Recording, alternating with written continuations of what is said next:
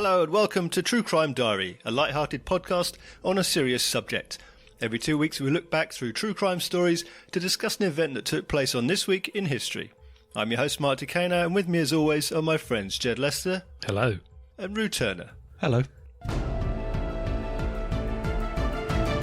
So the date we're looking at this episode is 14th of November, and in 1921 began the first trial of one of the most popular and highest paid actors in all of Hollywood. The first trial for the rape and manslaughter of actress Virginia Rappe, alleged to be by Fatty Arbuckle. Really? Yeah. I would say that is not in any way what he's remembered by. He's just, Fatty Arbuckle. I mean, in colloquialism... Cheeky, chubby guy. Absolutely, yeah. He could have been a mass murderer for all we know. I mean, I suspect he wasn't, but it was his name, and I would say when we were at school, I would say people probably said his name every day, having no clue who he was. Did they? Well, yeah, go to school? It was pretty. I would say everyone was going Fatty Arbuckle every day. Well, all right, of course not every Fatty day. Arbuckle. Have you seen the latest Fatty Arbuckle flick? Well, the Fatty Arbuckle was used as a term when we were kids. That's what I'm saying. Without any knowledge of who that's what I'm saying. Fatty Arbuckle is. Oi, You'd have Fatty heard it. Arbuckle. Yeah, you go, oi! Obviously, because you were using the term fatty That's as it, derogatory That's term. it. well, And obviously, then it was just automatically followed by the word Arbuckle. Well, the reason why we were using the word fatty is solely because of him, though, I would say. What other... I mean, I'm aware of the word fat. Fatty did predate Arbuckle. It wasn't coined for him. It was brought to the... It wasn't his name. He was just being called Fatty. Oh, that's the point. What was his name? Roscoe. Roscoe. Conkling Arbuckle. Have you seen him? Roscoe Arbuckle. What about him? He's just a bit fat. larger than me. He's fat. He's a fatty. Have you seen him? Rotund Arbuckle. Well, I mean, that's a good point. It wouldn't be. He wouldn't be called that today, would he? No. Larger than the average. Portly gentleman Arbuckle. Yeah. Larger than Big the and tall. average man. Big and tall Arbuckle. Arbuckle. Big and tall. Yeah. It wouldn't be allowed, would it? Well, for instance, Thomas the Tank Engine, Fat Controller. What's he called now? Well, The Controller. No, he's not. He's called Sir Topham Hatt. Oh, yeah. Okay. Which I must admit, I say he was always called Sir Topham Hatt, wasn't he? But he was. He was referred to as. Oh, okay. Well, anyway, I think Sir Topham Hatt's quite a good. Yeah, that's good. Name of notoriety. But in the books, the notorious Sir Topham Hatt. Yeah, in the books and Ringo telling us all about it. The Fat Controller was obviously what was used, and again, never in. Well, I was going to say never in a billion years, but never in the last couple of years would that be allowed. It's political correctness gone normal. Whatever you're about to say, I would say has not dented his. Well, I don't even know what his legacy is. His good name.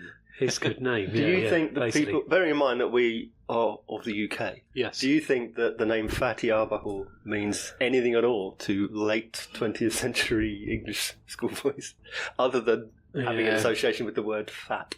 Probably not. Actually. Did you see many I would Fatty imagine. Arbuckle flicks?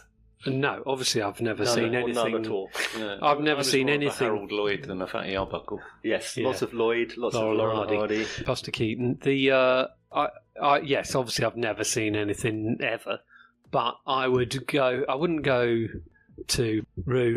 Look at him, Harold Lloyd. Because of his straw boater. I know, yeah. Because of that clock he keeps hanging off. He keeps climbing up that clock. Oh, Harold Lloyd. Check out Harold Lloyd over here, hanging off a clock face. the town hall. But for whatever reason, I mean, we know what the reason is, because he's got a silly name that can be related to people who are slightly larger. And it's interesting though that it's very easy to go, fatty. Yep. Why then arbitrarily add the name of a long dead vaudevillian? Well, I know, yeah. Arbuckle. Yeah, exactly, yeah. I think it's probably because kids hear it, because maybe... Well, it's also... When I was a kid, my parents may have watched Fatty Arbuckle movies. So I would have heard the word. I would also say that the word Arbuckle is a brilliant It's word. funny. It's a comic word. Absolutely. You can get rid of the fatty. You go, oi, Arbuckle. Couldn't you? Yeah. It's a brilliant word. So the two together, and at the time where the popular culture of that time would absolutely permeate into society pre-internet and, frankly, telly. True enough. Oi, Fatty Arbuckle. Yeah. And he wasn't This a man. giant man. Was he not? No. I mean, he was Hang on. overweight. Right, okay. He's overweight, for sure. He's a, what, BMI? I am obviously thinking BMI of... of about 38. Right. I'm literally thinking of a 6'6", gigantic bloke, basically. But is that not the he's case? He's not that short. He's not short, really. I would have said he's not that tall. He's He's not that short. So his height is 178. So I'm centimetres. taller than him. Yeah, but he weighed in about 300 pounds. Right. Oh, okay. He was, So there was... Yeah. yeah, He was well named. which is, what's that, 121 kilos. 121 kilos? Right, so he was pretty big. That's a lot. Yeah. He's pretty big. Such a fatty. Anyway, who was he? So, He was an actor. Yeah. Was he a comedy actor? Yes. yes, very I much would so. hope so. Yeah. And the winner of the Oscar goes to, For Yentl. Yeah, it has to be Kramer versus Kramer. Fatty Arbuckle. Schindler's List.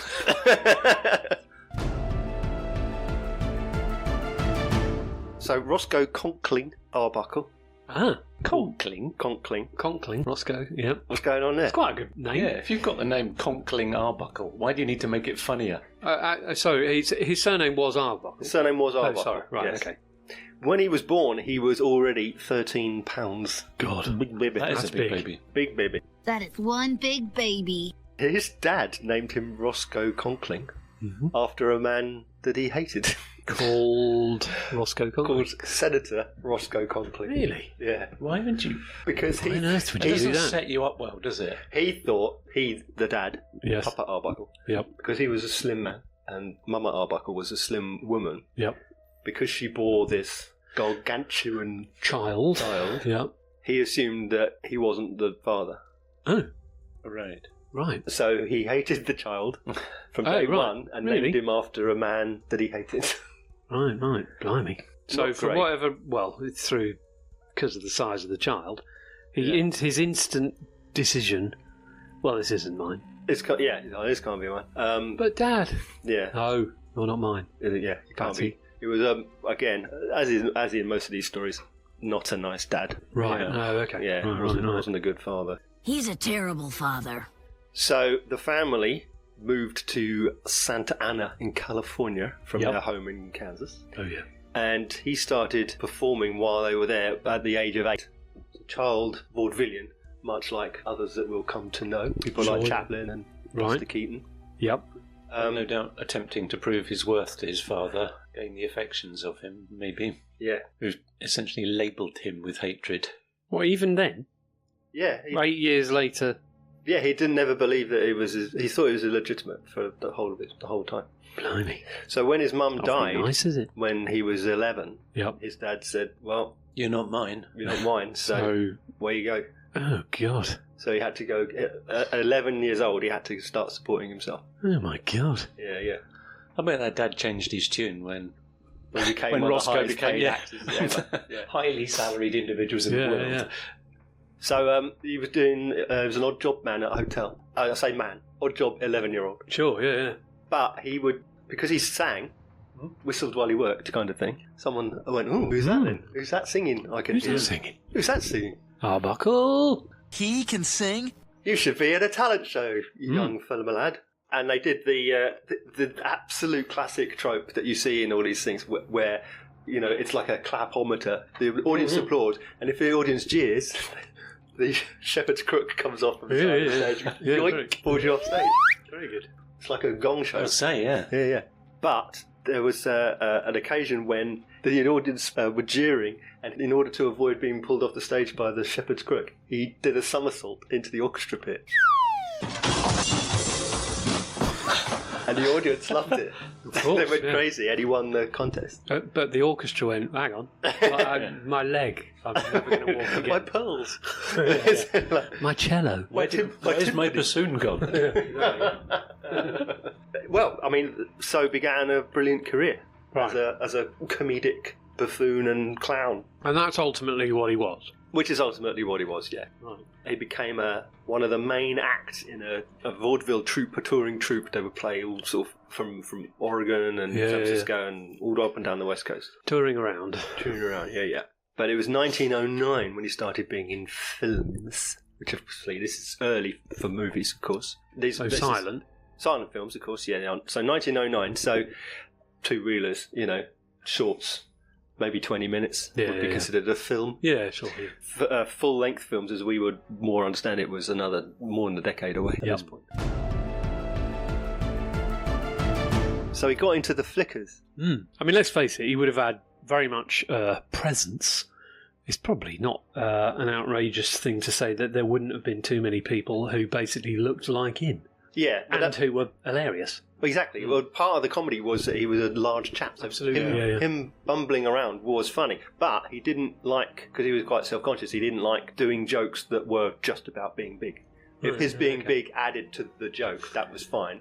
I mean, I suppose Oliver Hardy was just. I mean, obviously, it helped the double act. One, one small, one larger. But it was never really about being fat, was No, it? his thing was that he was pompous. Yeah. That was his. It was never about being fat. No. I mean, I think Visually, it worked. there might be a villain in the piece who might use it as a derogatory term, but then he would be the bad guy. So Yeah. saying it would be a Yeah, bad exactly. thing. Yeah. But it was never jokes at the expense of his No, it wasn't, was it? shape. It was jokes at the It was about expense him of both being, of them. It was at the expense of both of them being stupid, and he would be the pompous one Yeah. who thought that he wasn't stupid. I can't imagine anybody being that dumb. So Arbuckle got a job with Selig Polyscope Company, catchily named, Good word. 1909, and he did movies with them for 4 years, and then he moved to Universal Pictures, where he got a job working for Mack Sennett, So that's Keystone Cops. Yeah. So that's classic signing up to a, what do we call it? Film company. Mm-hmm. And they own you. Yes. Studio, yeah, of course. Yeah. And they make you do films and you do them. Yeah. And you get a salary and you don't get anything of the profit. Yeah. You do a contract for a period of time. Yeah. And you'll get another contract And you do if the everything, yeah. films did well. Yeah. But you say, like, well, you do a year, Yeah. and we'll make no more than 2 films a week.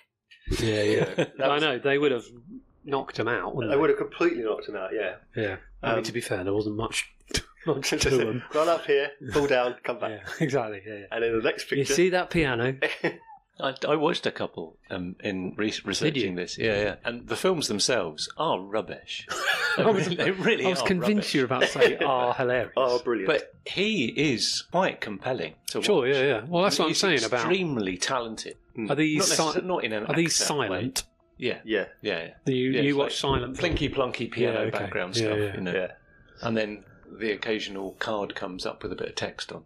But he's very, very talented. There's a scene in a butcher shop. I think it's one of his most famous films. Does a dog run away with some sausages? Yes. Does someone It's shake about as their imaginative fist? as that. Yeah. Someone shakes. But there's their things fist. that he does, like with flicking a chop with the end of a knife Yep. and it landing exactly on the hook over his shoulder. Right. And then Okay. Yeah. He kind of just throws the knife in the air and it kind of swivels round and then lands blade down in the centre of the chopping board. Right. And this is all in a single shot. This is none of Sure. his cuts. No Yeah. cutaways. It's just, Presumably there were. and there's about 5 or 6 million kind of takes. juggling things and moments that he does, all in a single shot, all in the space And of it's about very 20 impressive, seconds. basically. Yeah, and it's Yeah. And if you're 100+ years ago, that is basically the most Yeah. incredible thing you've ever absolutely. seen I ever. imagine it would be. Yeah. Yeah. At that time, just even having moving pictures would have been Of course, yeah, amazing. Yeah. And also, all these leading characters at this time, they're from the vaudeville school. This is theatre Yeah. that just happens to be committed to celluloid. Hmm. You had to be able to do acrobatics and song and dance and all those things. You had to be, To get the job in the first place. yeah. I worked vaudeville once. That is a tough audience. It's Yeah, like right, yeah. W.C. Fields used to say that Charlie Chaplin was the greatest ballet dancer who ever lived, Right. because it's silent comedy that you can't deliver a line a certain way. No, It's all in your facial expression and the way you move your body. Everything, all the comedy, all the drama, everything is just that. So if you get this man who's incredible, to do those sort of juggling skills and everything, you had to be super talented to be noticed in that sense. Wow. Because this is less than, only just like more than a decade after the very first movie ever made. Yeah, sure, yeah. And that was a private film, so it wasn't like anyone had seen it. Yeah, right. Max Sennett said of Arbuckle, he said he skipped up the stairs as lightly as Fred Astaire. Right. Very agile. Also, as I say, he was discovered, if you like, he was put onto a talent contest for his singing. In fact, he was such a good singer that which he didn't use. Enrico Caruso, the famous tenor, urged him to give up. And be an opera singer. Wow. Singer, yeah. He said, give up the nonsense you do for a living. With training, you could be the second greatest singer in the world. Behind me. Behind me. Yeah. Wow. You were good, kid, real good. But as long as I'm around, you'll always be second best, see? You know the pie in the face? The classic sight gag? Sure. Custard pie? Yeah. The first screen use of the custard pie was Fatty Arbuckle in 1913 with Mabel Normand, longtime partner of Max Sennett. Right, okay. I wonder how she got the job. Yeah, she was awful. But yeah, she was in a lot of movies. I mean, to be fair, the legacy of the custard pie still stands today, basically, isn't it? Why did you hit me in the face with a coconut custard pie with whipped cream? In 1914, Paramount Pictures offered Arbuckle $1,000 a day. Wow. My God. It's good money now. It is. And 25% of all profits. My God. And artistic control. What? Wow. Meaning it was worth it, all of that. Yeah. Because he was a huge star. Yeah. And how much is that worth now? I wonder. Equivalent to 30,000 in 2024. 30 grand a day. So 200 grand a week. So he's getting Premier League footballer wages in 1913. Yeah. Wow. When people would be earning $5 a week. Yeah. Yeah. But the movies that he made were so popular. Yes. That the studio, in 1918, they offered him a 3-year contract, $1 million a year. Blimey. Sweet. Well done to him. Pretty sweet. Wonder if his dad came out the woodwork. I don't think so. I hope not. He were gone. Good. What other claims to fame for Arbuckle? He was a mentor to a young comic called Charlie Chaplin. Mm-hmm. He got Buster Keaton into the movie business. Wow. He also mentored Bob Hope. Really? Yeah. Wow. Hugely popular. Hugely influential on early stars. I would say those three that you've just mentioned are more well known than anything Fatty Arbuckle's ever done, because I don't know anything he's ever done. Certainly across the pond. So here, all right, okay, that's true. That said, you were about to say or start talking about downfall. Yeah. Do we think the downfall is the reason why we don't know anything about him? Yes, I do. Continue. Was it on our fateful Labour Day in 1921? That fateful day. So, because of all this filming, he decides, he and some friends, we're going to go for a drive, we're going to go to San Francisco, we're going to check into a hotel, and we're going to PARTY. Sure. We're going to party till we're purple. They rent a few rooms at this hotel. Yep. A couple of places to sleep and a couple of places to congregate. Yep. During this jolly that they're having, 30-year-old actress Virginia Rapp was found very ill in one of the rooms. Mm-hmm. The hotel's doctor, hotels had doctors then apparently. The hotel doctor? Doctor. Okay, yeah. He said, she's drunk, I'll just give her some morphine, she'll be fine. Right. But 2 days later, she went to hospital. Mm-hmm. While she was at the hospital, despite an examination of her that found no evidence, another party guest said to the doctor that Arbuckle had raped Rapp. Right. On the Friday, September 9th, she died. From what? Well, she died. She was apparently drunk. Well, she was found to be drunk, assumed drunk by the doctor. Oh, yes. Administered morphine. A couple of days later, she died from peritonitis, from a ruptured bladder. Right. She was also found to have chronic urinary tract infection, which heavy drinking would not have helped. Yep. The next day, after Rapp died, Arbuckle was arrested for murder. Really? Yeah. This is supposed to be a happy occasion. Let's not bicker and argue about who killed who. On the basis of the accusation of Bambina Maud Delmont, this other guest at the party. That's a great name. They had all good names back then. They are very good. Very grand. Don't say it again. Bambina Maud Delmont. Very good. Sounds like a kind of... in fact, the whole name sounds like I want to be an actress. What's your real name? It's Doris Ollerinshaw. Yeah. It's a exotic name that she's... Yeah, it does sound very... You ought to be in... I'm sure you'd say Del Monte, because it's got a better bounce to it. Oh, yeah. Bambina Maud Del Monte. Yeah. Well, if you're going to say it like that. So she accused... She said Fatty raped her.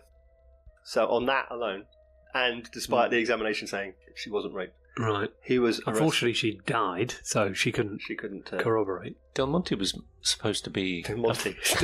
Del Monte. She was meant to be a friend of Arbuckle's rather than an antagonist. Yeah. That potentially tells us that she wanted the truth to be out, as opposed to being, you're meant to be my friend, meaning keep stum. Yeah. But, I don't know, obviously. Again, first off, we know she wasn't raped. Or the examination said that she wasn't. The examination, right? Yeah. First of all, there's this accusation. Then, there's a whole press conference. Bear in mind that he's not having a press conference, he's under arrest. There's a press conference where Virginia Rapp's manager accused Arbuckle of using ice to simulate sex on her, and that's why she had this injury. So he's got that from somewhere, this information. Right. Yes, all of this quite detailed sexual information. But when this gets twice removed. Well, when this information gets from the press conference to the newspaper, it's no longer ice, it's now a Coca-Cola bottle. Yeah, of course. So Chinese whispers in the media. Yeah. Whatever, stupid rumours, childish, not true. What I remember of Fatty Arbuckle from when I was young was that Fatty Arbuckle supposedly assaulted this actress with a Coca-Cola bottle. So you knew that? I knew that. Oh, right, I didn't know that, right. But what I didn't know was that that's just what's reported in the newspaper. Nobody said that. Yeah, sure. Yeah. And it might not have been a Coca-Cola bottle. Some other newspapers said it was a champagne bottle. Right. So even the bottle isn't the same bottle. But there's no mention of that at the press conference. No. He said ice. But also another witness, or a couple of other witnesses, said that Arbuckle was there with ice because she was in abdominal pain and he was using ice to try and soothe her pain. So it's a far cry from assaulting with... Absolutely. with an ice assault weapon. Sure, yeah. And then the police basically say, oh, well, he's obviously assaulted her, got on top of her, and being a big fat bloke, crushed her to death. Oh, right. He's caused her bladder to rupture because he's a big fat man. Because he's gigantic. Oh dear. I mean, what a turn of events. The finger's being pointed with very little evidence in play. Some people are coming out and saying, no way. So Charlie Chaplin's saying, we worked together at Keystone, he wouldn't hurt a fly. Sure. Buster Keaton issued a statement saying, no way that this has happened, and he got told off by his employers, by the studio, saying, go and get in on it. Sure. Their voice would have a lot of sway, though, those two. In the public's eye. Yeah. But the studios are worried about of course, people not wanting to see the films. Yeah. Bear in mind that although the public like films, the film industry is not held in high esteem at this time. No. Ultimately, they're still just a bunch of actors, and it's new technology, and people are suspicious, and it's all... That's not a career. Yeah, exactly. It's looked down on. Classic. William S. Hart, the great early Western actor, despite never having ever met Arbuckle or worked with him, he issued a public statement in presumption of his guilt. So another actor just come out and said, well, I don't know him, but I'm pretty sure he's guilty. Right. Oh, okay. Yeah, right. Blimey. Sounds like the internet today. It does, doesn't it? Yeah. The funny thing about that is that Arbuckle was so incensed that he wrote a whole, an outline for a movie in which he had a character based on William S. Hart, who was a bully and a thief. And Buster Keaton bought it and made the film. It's quite good, isn't it? Pretty good. Also, there's the district attorney of San Francisco who was prosecuting at the trial. he wants a lot of light on himself, so he starts making grandiose statements as well. And in the course of the trial, he's pressuring witnesses, trying to get false statements. Those marshmallow-faced movie stars make me sick. The defence got a letter from Delmont in which she admits to planning to extort money out of him. Although it ultimately fell apart, the first trial, it did go ahead because basically all the newspapers were fanning the flames. Yeah, of course. The only thing I'd say about it is there would have been a million examples of potential actual assault or potential misinformation where we've got to protect our asset, who is making us all this money, make it go away. Yeah. But that, I'm not suggesting that's what should have happened, but that would have happened thousands of times, and today. Oh yeah. You know, whether it's hideous or not, it would have things are just made to go away. I'm quite surprised that, you know, the studio were like, he clearly didn't do it. Just make this go away, and then we can carry on. Yeah, making a fortune, because that's all they care about. But the studios were powerful in terms of their artists and their employees, but not. They couldn't sway anyone out. Yeah. They didn't own the newspapers. No. So and the further it went on, they would have distanced. The studio would have wanted to distance itself from Fatty Arbuckle, presumably. Yeah, they basically stepped away and didn't want to. Right.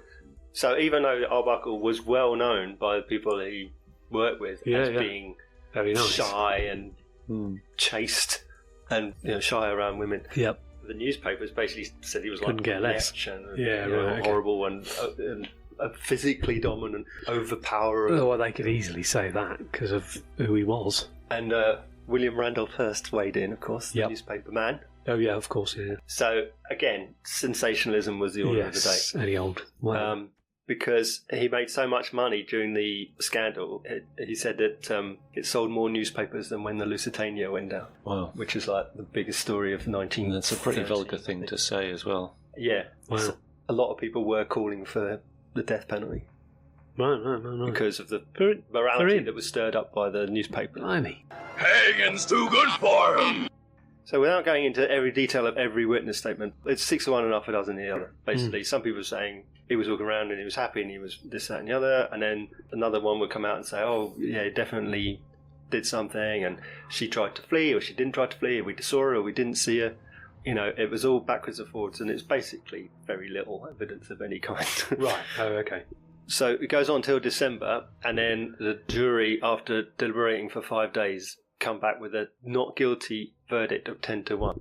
So they declared a mistrial. Mm-hmm. So there was lack of evidence. Yeah, basically there wasn't enough. But it was just declared a mistrial. So it went to a new trial. Oh God. And they present the same evidence. Convict him this time. Let's try again. Basically. Yeah, so they have a mistrial. So they do it again. I don't understand why they're having a mistrial. Because they wanted a unanimous decision of the jury. Oh, sorry. Right, okay. They have a new trial, same evidence. Only now the witnesses are changing the story. Oh. Same witness, different evidence. Exactly. One of them now says that they were forced to lie.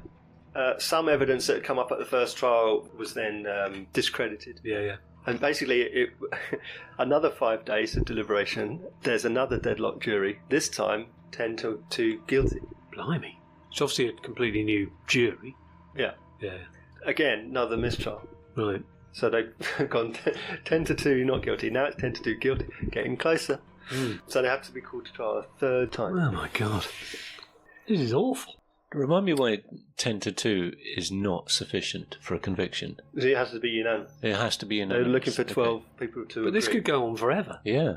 Well, the judge would ultimately call for a majority verdict. Yeah. Or just dismiss the case. Or direct a judgment. They've got other choices. Yeah. But they've gone to Why didn't they do that first? Save us all a lot of bother. So it goes to a third trial, March 1922. Blimey. This time, as a unanimous not guilty after 12 minutes of deliberation. Oh, right. They've basically they've got a jury now who are paying attention to the fact that there's no actual proper evidence. Yes, okay. 12 minutes? Took the other lot 5 days. Yeah. They spent 5 of those minutes writing an unprecedented letter of apology to Fatty Arbuckle for the ordeal of all. Who did? The jury. That's quite good of them. They didn't have to do that. It's not them who's putting them through it. Yeah. Dear Roscoe. Right. Again, this is unprecedented. Jurors don't do that. Yeah, right. So he was let go. Another Arbuckle success story. He did plead guilty to violation of the Volstead Act because there was alcohol. Oh, that's right. It's prohibition. Yeah, yes, prohibition. Right. So it had to be bootleg because no one was allowed to make alcohol. Yeah, sure, Yes. yeah. He also owed his attorneys legal fees for 3 criminal trials. Of course he did. Yeah. So yeah. he owed them $700,000. Sure, yeah. How was it that much? I Which know. meant he had to sell his house to pay it. Bloody So horror. he's on his How on uppers. earth did they come up with that number? I'm assuming they went, so how much does he earn? Yeah. Has to be. Do a tiny bit less than that. The $700,000 in 1922. Yeah. Made up. Yeah, it's just just made up absolutely number. made Yeah. up number. Completely. Just so before we start, what's your hourly rate? Oh, it's fine. We'll talk about it after the third trial. Once we get you off. Exactly, yeah. So while these trials are going on, Yes. Delmont, T. the Delmont brackets, E close bracket, Yep. was The lady. all right for herself Oh, right. by touring and telling the lecturing anecdote. on the evils of the debauchery of Hollywood Oh, on the lecture circuit. Oh, okay. Doing Just, all right not for necessarily of him. Not necessarily, but I mean that's what she's known for. Okay. This salacious gossip that's come out in the newspaper. Which people would have loved. Yeah. Yeah. People love a bit of gossip. No TV. Yeah, it's true. All of Arbuckle's films have now been banned. Of course they have, yeah. And the whole time the trials, all 3 trials have been going on, everyone has been running stories of not just this event, but anything they can think of around the whole debauched nature of Hollywood and the film. Of any industry. actor. Of any Right, kind, yeah, of okay. anything. Anything they can find and anything they Yeah. can't find, they make up. And Hearst has been lapping it up. Absolutely. Right, Completely. right. Yeah. Oh dear. So his reputation, Tatters. his income all but gone. All his films, he's got no films anywhere. Lost his house. Lost No his house. contract. Yeah. I think that'll be force majeured out of existence. You would assume so.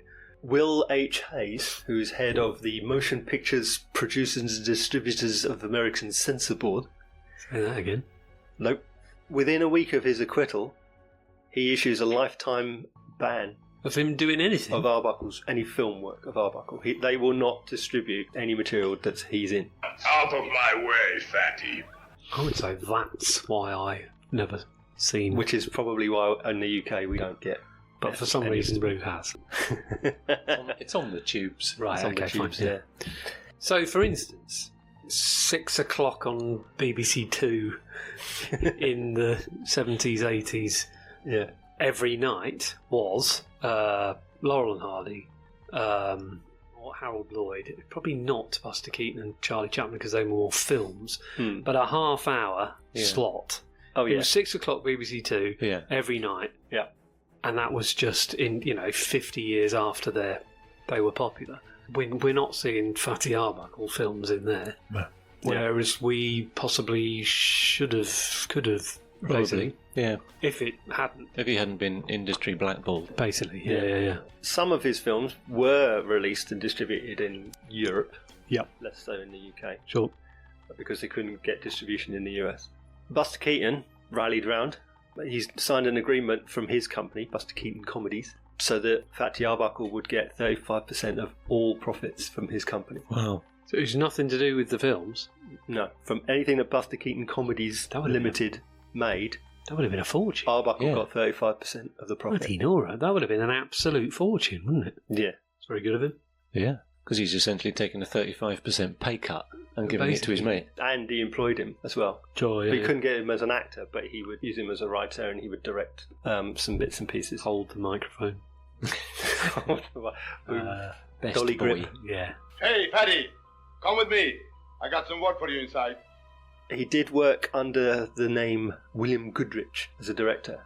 He had went through a few marriages. He turned to alcohol, usual story. Yep.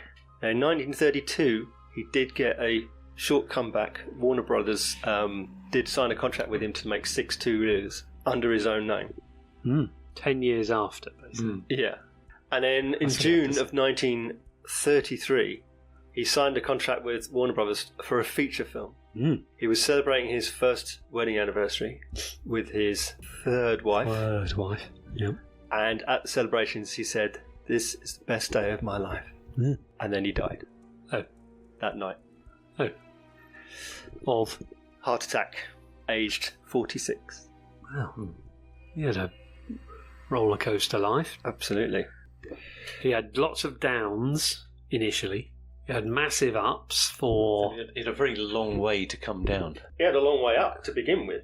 Started the bomb, went arguably to the top. Crashed back down. And then... And was just resurging. Yeah. And then it's only 46. Yeah. After all that. Yeah. It's a wonder that they haven't made a movie about Arbuckle's life story. Are we coming on to anything? I mean, you're right. Why that could be a modern day roller coaster.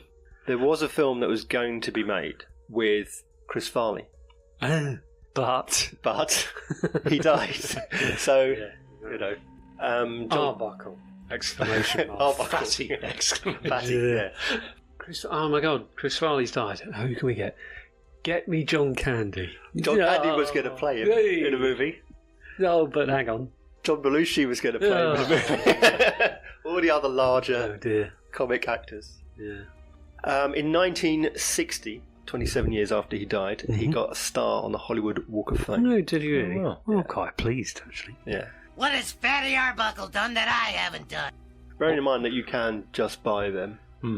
He was dead, so somebody obviously thought enough of him to go to the... Well, could we just buy one? No, you have to apply for one. You have to pay $10,000 or something.